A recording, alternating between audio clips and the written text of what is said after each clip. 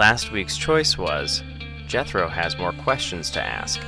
Why did that zombie listen to the little girl? Eat and resupply. Jethro gulped down his glass of water and wiped the stew off his chin with a napkin.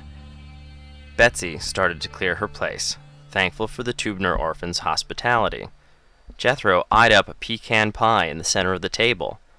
"So," he belched audibly, "that was an impressive trick with the stiff back there, little girl. Mind sharing the secret?" The youthful child simply started to sob and darted away from the table. The other children stood, also apparently upset by Jethro's question. Our man smirked. After all, he was a callous bastard when it came right down to it. The moment was interrupted by the sound of crashing plates and silverware coming from the kitchen.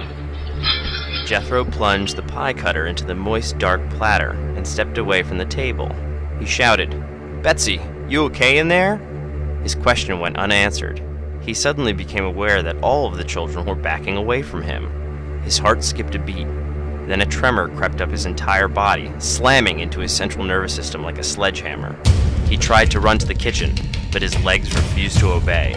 Instead, Jethro found himself grasping at the table's edge as he began to fall. The world went on its side. The color seeped out of his vision, and everything faded from black and white to all-encompassing darkness. Pain was the first thing Jethro felt when his eyes started to open. His wrists and ankles were burning, and felt as if they were under some enormous pressure. When his eyelids finally managed to free themselves from the crust that cemented them shut, he had wished they were still closed. It was night, no telling if it was the same day or not. Across from Jethro, pinned to another cross, was Betsy.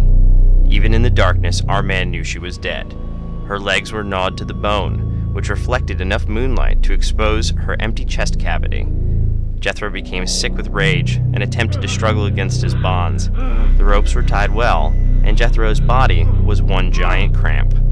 Then he heard it, moving behind him in unrhythmic motion. The same zombie staggered around Jethro's cross, holding the head of Toad. Our man promised to kill that zombie if it was the last thing God let him do on this earth. The creature, now covered in the bloody remains of Betsy, hummed along to the music in its head. Jethro was proper fucked. There was no way he was going to get out of this one alone. Abruptly, our man became aware of something trying to claw up his right nostril. The horror of this simple invasion caused him to abandon his silence and snort with all his might. His hope was to blast this night-crawling thing off his face. The zombie lurched towards Jethro and grabbed his left foot with such an unholy amount of force that his pinky toe and following digit severed right off. His boot was thrown across the crucifixion field, presumably with his toes still inside. Jethro howled like a wild thing. Then in the distance, the sound of motorcycles roared louder than Jethro's scream. The bikers must have heard his cry of pain. That was the sound of engines turning over, not approaching. They were waiting there in the darkness this whole time. After all, they were on the road looking for places to loot, just like this farm. The enemy of my enemy is my friend, thought the old gas station attendant. Headlights appeared over the hill and came crashing down into the blood-soaked field in a wave of bikes that seemed to never end. One of the bikes passed Jethro's cross, illuminating a name tag on the zombie's jumpsuit. It read, Randall Tubner. A second bike circled around the first and illuminated the horror that was Betsy's corpse. The look of anguish in her eyes, still open, would stay with Jethro for the rest of his life. Choices. A. Play dead and let this raid take its course. B. Scream, "You're still alive." Put your trust in the bandits. C. Risk breaking some fingers on your left hand to get out of the rope. Try and fall in with the bikers. D.